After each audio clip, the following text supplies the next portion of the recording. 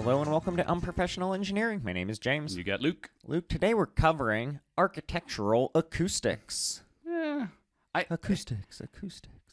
I see what you See? did there. I'm hearing you. You're hearing me? Tell me about acoustics, Luke. So, acoustics is a branch of physics, or it could be a branch of engineering. So it kind of depends on like where you're at. But it's a branch of physics that deals with the study of all mechanical waves in gases, liquids, and solids that included topics such as vibration, sound, ultrasound, and infrasound. I don't know what that is, but I believe you. All off the top of my head. You are so smart. That's why I keep you around.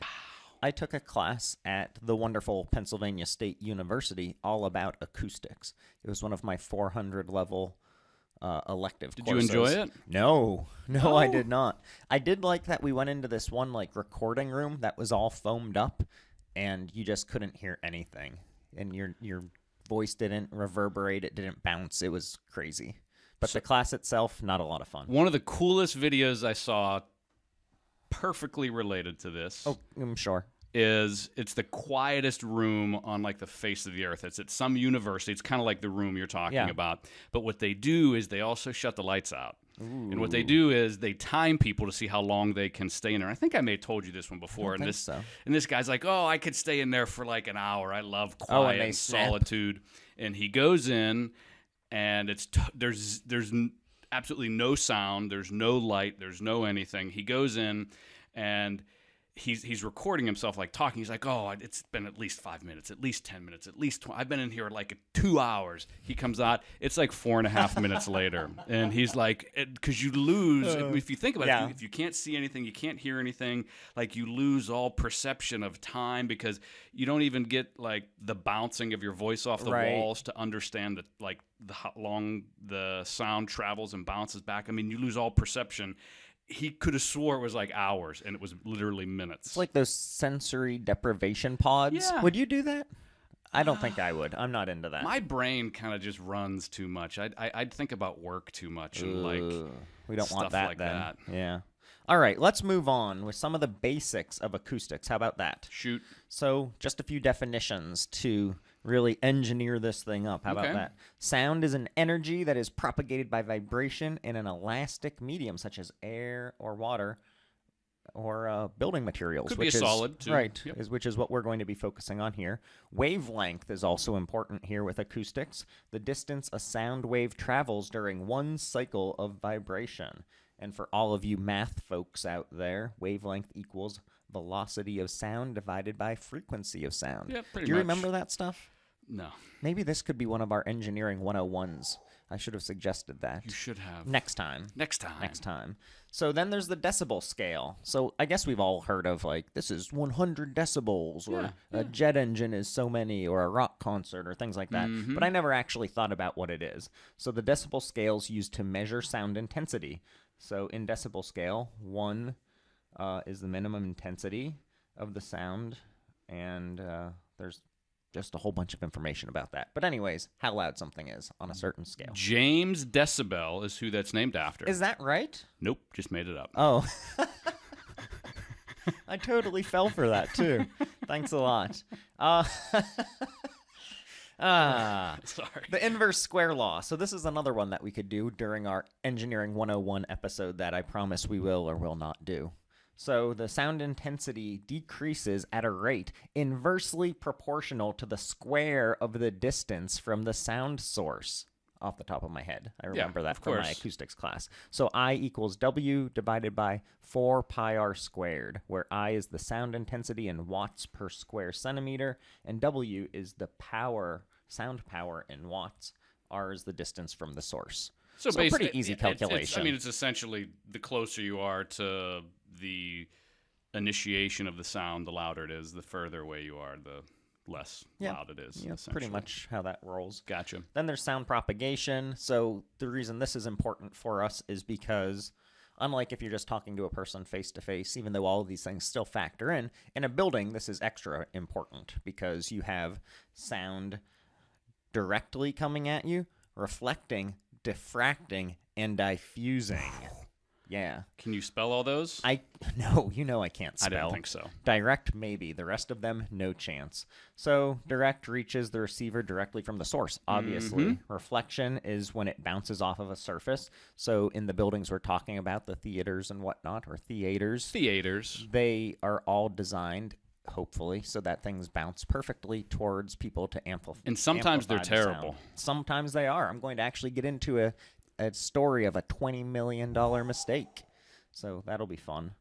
And then diffusion, scattering scattering or random distribution of sounds off the surface. Okay. So probably less ideal in our situations. Anything else you wanted to cover on the basics before we get into the history of... No, I have a little bit of history I can add to yours if you don't cover it. Okay. So, fun fact to start off the history. Shoot. Acoustics were first studied by the Greek philosopher Vitruvius. Nailed it. I think that's actually how you say it.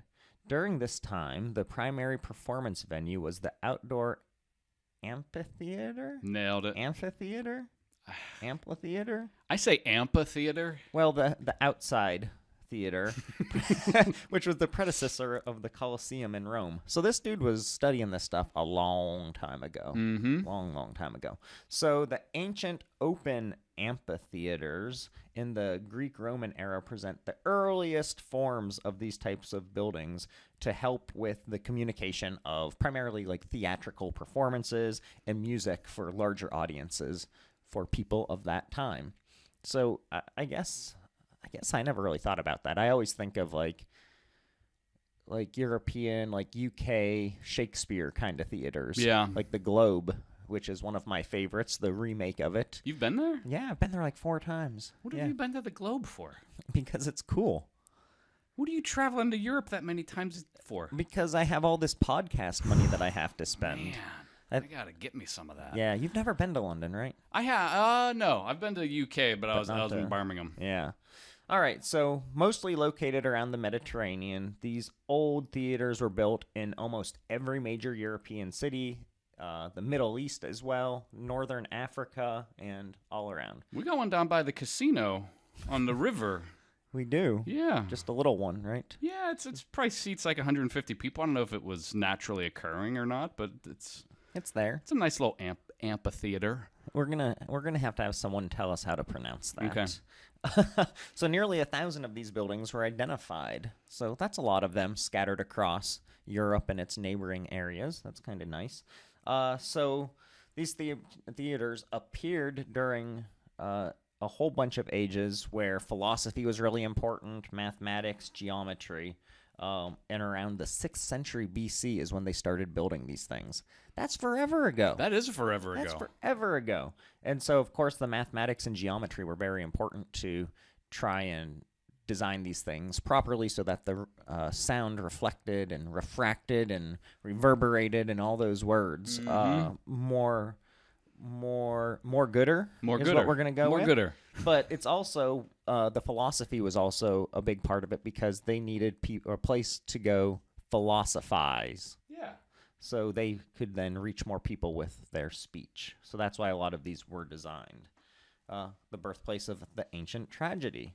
So about 1,000 years pass, is what they say. They just had the same kind of design of these big public theaters and opera houses and all these things. And then they started to reemerge in Europe during the Renaissance era. So I'm guessing this is probably closer to when the Globe-type theaters were put together. You've never been to London. That's so strange to me. Well, okay. Before I go on with any more of the history, there's just a little bit more of it. Let's take a break for a word from our sponsor. I have to assume it's the Globe. You've been there 4 times. I've been there 4 times. They owe me. No, in fact, we do not have a sponsor, but we do have some shout-outs. First, CAD Noobs. I wanted to give them a shout-out. Fighting. I guess it's just a him now. I think they left. Oh, so it's a 1. A 1. Adam, fighting against JP for our top... Oh, if you're watching the video, you can see the sweet Lego figures that he sent us. Fighting against our good friend JP, who invited us to his vow renewal ceremony in Las Vegas. It's pretty awesome. As for top Unpro fan, sent us all these cool Lego figures, and now I'm going to just rattle off a ton of people that I've been leaving behind because I'm so bad at emails. Abby M, Miguel, Nick D, Will S, Ryan B, Josh M, Dayton B, Ian C, Gail R offering us some cash money. I saw that. Yeah. Nick M, Glenn M laying down some science on, this was really cool, why wind turbines, thank you, are bad for bats. And the low to high of the pressure changes blow the bats up. Really? So, yeah, that was kind of interesting. And bats are good because they eat mosquitoes and bugs and all kinds of stuff. That's what he was saying. He's like, he's a big fan of bats because he doesn't like bugs. Britt N. and the long drive from Dallas to Minneapolis. We helped him out. Yeah. Nice. You know, how could we not, right? Yeah. And Evan B. W. I'm not really sure what. I guess Evan will know that it's Evan. Also wanted to send us cash money. So, Evan, you can be the sponsor for this podcast, even without sending us cash money. Sending us cash money. If any of you want to send us cash money, well, we don't really accept it because we're good like that. But go on iTunes and subscribe or wherever you listen and leave us a review. That's like cash money, but better. It is. But worse, but still better. Also, if you have topics or just want to shout out, email us at unprofessionalengineering@gmail.com. I also have to admit, James, I love the haters sometimes. Yeah. Because even bad press is good press. Isn't that like a saying, true. right? So there's this cat on Facebook. I forget what his name is. Yeah, you really and heard he's about been this. really busting on us for like our level of research. And the thing is, it's called unprofessional engineering. Like, if you're coming to us for like the accurate stuff, you're in the wrong spot. Yeah. We kind of skim the surface. We give you enough to sound smart when you're talking to your friends and family at Thanksgiving and Christmas. That's what we do.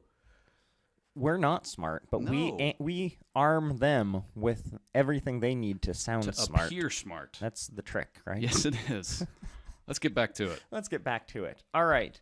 So the open antique theater signifies the initial meeting point between architecture, acoustics, and theatrical acts. So it's a simple structure, and it really just consists of a large, truncated cone shape, stepped audience area, flat stage for the chorus, and then a stage that's built up for the actors. So if you think about it, this is the setup that they were using forever ago, like 6th century BC.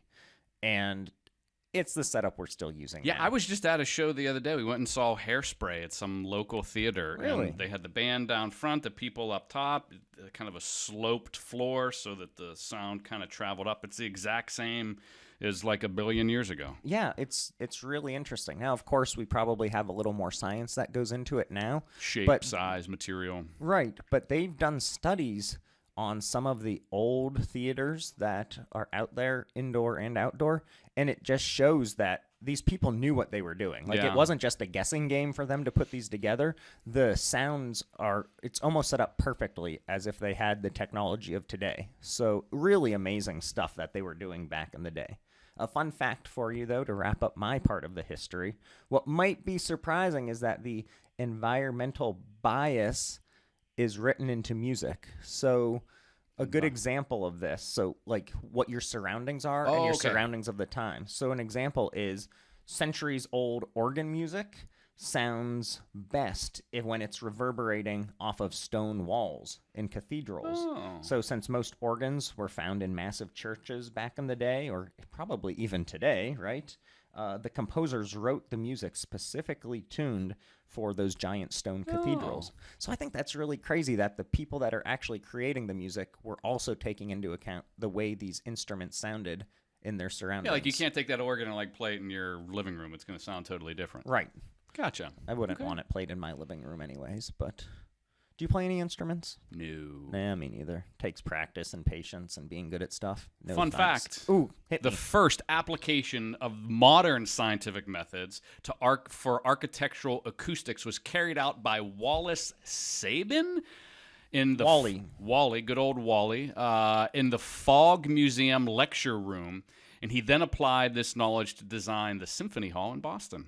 Ooh, and that's a famous one. It is. It's supposedly it's like one of the best. Yeah. That's like one of the best acoustical sounding symphony halls there is, like in the world. So in the world? That's what they say. All right. So before we get into the modern theaters, and I just have a little bit of info on that. Do you have any more history first? I don't. That was really it. That's a little fun fact. Since you mentioned Boston, let me skip ahead to my $20 million mistake. That's a lot of podcast money. That's all the podcast money. I mean, not for us. It's only a small fraction of what Yes. we've brought in so far, but for most podcasts. So Boston was mentioned, like you said, it's considered one of the best. And so that was already put together when this all started going down. And that has to do with the New York Philharmonic Orchestra getting its new permanent home at the Philharmonic Hall when Lincoln Center for the Performing Arts was constructed in the 1960s, right? And it's New York. Everything's wonderful in New York, right? So Lincoln Center, which is one of the world's premier cultural centers, was designed by Max Abramowitz. Nailed it. Thank you. So, unfortunately, despite the efforts of some of the world's foremost authorities, the orchestra, the conductor, the people listening that were going to shows there were kind of like, hey, Philharmonic Hall's acoustics This below. is terrible. Yeah, they basically said terrible. Terrible. Terrible. Charles Barkley style terrible. And so they're like, well, that's unfortunate. So one problem was that the original architect had not raked or tilted the floor sufficiently. So all of these things that we were just talking about that people have been doing since the 6th century BC. This guy's like, He's like, we don't need to do that. And just, I guess, didn't bother doing it right. So because the stage wasn't super high and because the audience seating was relatively flat, as opposed to what we all know theaters are, I don't know why they would make these mistakes. The sounds created on the stage tended to get absorbed by the bodies and the clothing of the people that were sitting there in the first few rows. And so all the residual sound for the people in the back, they couldn't hear, or it was really dampened and it was really a bad experience. So between the halls opening in the early 1960s to the end of 1974, there were 5 separate attempts to solve these problems, to try and fix the mistakes that this guy had made. Let me guess, the wrecking ball did it. Well, finally it was agreed that just these tweaks weren't going to solve the problems and that the building had to be completely gutted and rebuilt.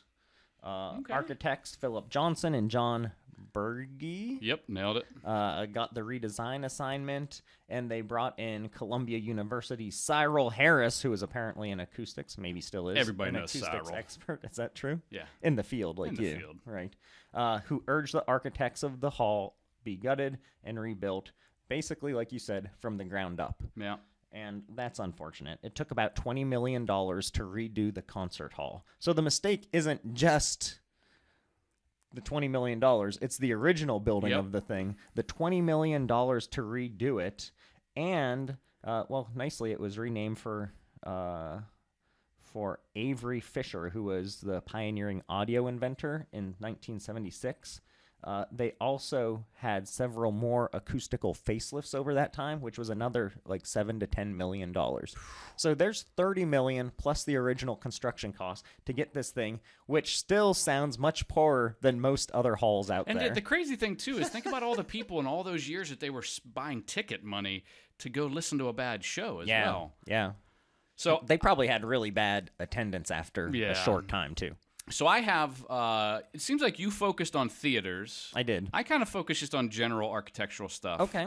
So there's what's called the ABCDs of acoustics in a workplace. It makes it sound simple. It does. And it's relatively simple. And for big brains like ours. It is. And it's crazy to see this in action. Like you and I get to travel to some pretty cool offices every now and then.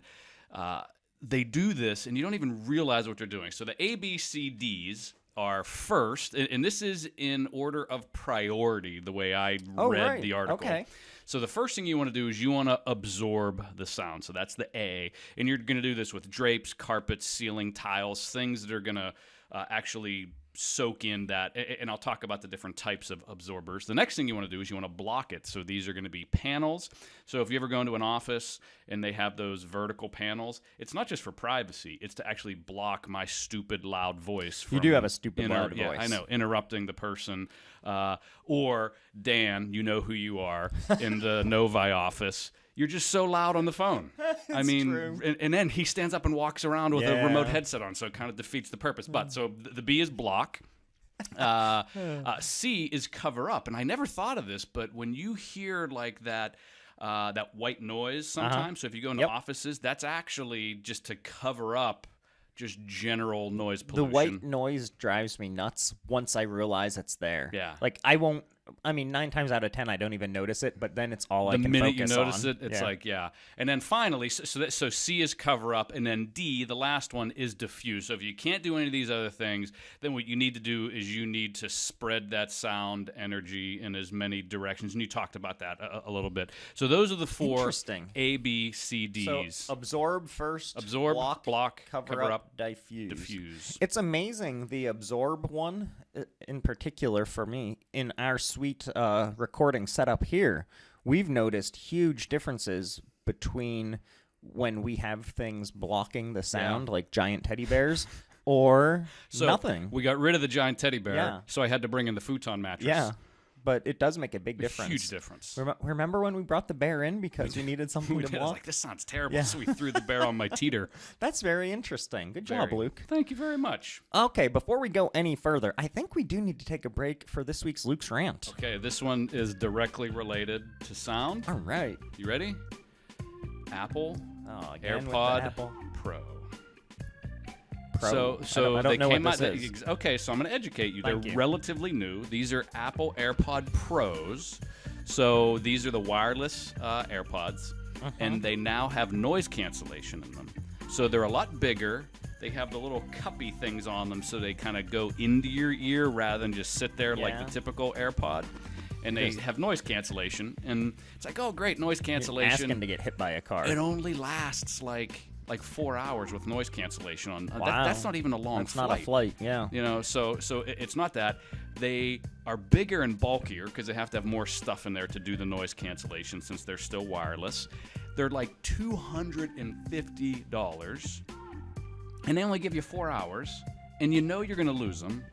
So, and it just drives me crazy. Like, it's like this next new thing that comes out. So first it's, AirPods, and then it's the AirPods wireless charging, and then it's now these AirPod Pros, and then the creme de la creme of annoyance. So these are wireless, right? They now make lanyards that go around your neck so you don't lose the individual. So they wire them. So they wire them so you don't lose them. And I don't know if that's an Apple product, the thing that holds the lanyard, but all over the internet, it's like everybody loses their AirPods like crazy, and they now make wires for them. Just plug it into the bottom of your stupid phone. Yeah, I'm with you. Sorry, it's just I know that my daughter's going to ask for a set of AirPods because hers aren't wireless or noise canceling. And that sounds like Santa's problem to me. It does sound like Santa's problem. Yeah. I thought about getting not the Pro, obviously, but AirPods, just because they're about $130. Yeah, they're expensive, and like you said, I'm going to lose them. You know how I am with my stuff. You're the worst. No chance I'm getting them. I'm too cheap. I know I have mad podcast money, but still can't afford those. All right, moving on. Anything else you wanted to throw at us? We were talking about absorbers, so I want to talk about the types of materials. So again, in order, and there's a difference too between sound absorbing and sound proofing, and people tend to get these mixed up. So sound proofing is when you don't want sound to escape a room, and that's totally different than sound absorbing. So absorbers, the first one and there's 3 basic types. These are porous absorbers. So these are things that you probably see all over the place. They're those foam wedges that you just kind of glue to your wall. I got a handful of them on my wall over there. The next one are panel absorbers. So these are typically rigid. They typically have some type of fabric on the outside, and sometimes they're like a rigid foam, but again, it's still some type of porous material. And then finally is what's called a resonance absorber, and these contain mechanical or acoustical oscillation systems Whoa. that actually capture and have like airspace. So if you think of like metal or something like a baffle that would move, so as sound hits it, it moves and captures the sound. So these are like really ultra high-end absorbers when you think about absorbing that sound. And it's not always about absorbing either, because if you absorb all the sound, then to your point, those people sitting in the front row get to hear it, and no one behind them gets Which to is hear okay, because that's my tickets in the front. Yeah, well, that's where you always They sit. give them. They're complimentary. They Yeah. just want me there. I'm sure they do. That's interesting, and it plays nicely into talking about modern theaters. So those absorbers are one of the key things that are going on now. Other than in New York, where they apparently don't know how to make a theater, everywhere else you go, they kind of have it all figured out with the design, but the material and the amount of stuff that's in the room really can still factor in. So I was just in our beautiful theater district, Heinz Hall and Because you're a theater goer. I am a theater goer. I was just at Les Mis, which was lovely. Was it? Yeah. Oh, I love Les Mis. It's the best. Okay. So the Benedum and Heinz Hall here in Pittsburgh are two great examples of these things. But if you go into them, they're kind of old, which is great, but also they don't have a lot of stuff. They have a lot of, like, on the ceiling you can see these absorbers and the things that are directing sound. They have a giant chandelier, and that's about it. The rest of it's paint. Yeah, because they need to keep it simple, because the more stuff you have, the more blocking of the sound that's going on, and the harder it is to to hear when you're in the back, especially. But it takes into account two other things. So now in these modern halls, which we assume we can have the sound perfect, they take two things into account: intimacy and aliveness. Ooh. So in acoustics, intimacy is based on how close the audience feels to the musicians or the actors if it's a play. So if you're in the front, sure, very intimate. But how about the people way in the back? How close do they feel? Where my tickets are. Where your tickets are, right, because I don't share podcast money Nope. equally.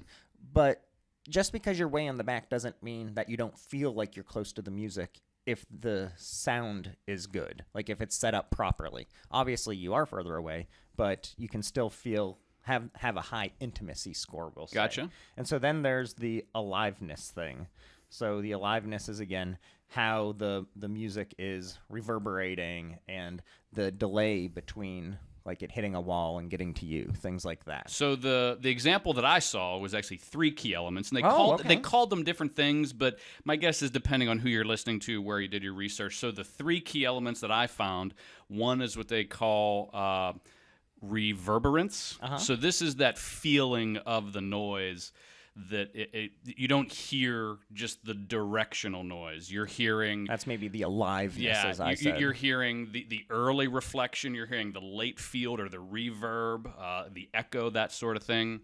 The second thing is the clarity. So we've all been somewhere where you can hear something, but you really can't hear the clarity. So you have to have good reverberance. You have to have good clarity. But the most important thing is what they call envelope. An envelope is the directional perception of the sound. And this is where, if they just do speakers, it doesn't seem right. So if you're watching a play and there's a speaker beside you and you're looking at the person, 30 rows away, you don't get that envelope feel. It's not making sense to your brain that you're hearing it the way you are. So they have to make sure that they have all 3 of those elements. And that envelope one is all about the bouncing and, when they absorb, when they let it bounce, when they need to put speakers in to, push the sound further back. But it's all about those 3 key things. Very good. Look at you, full of science.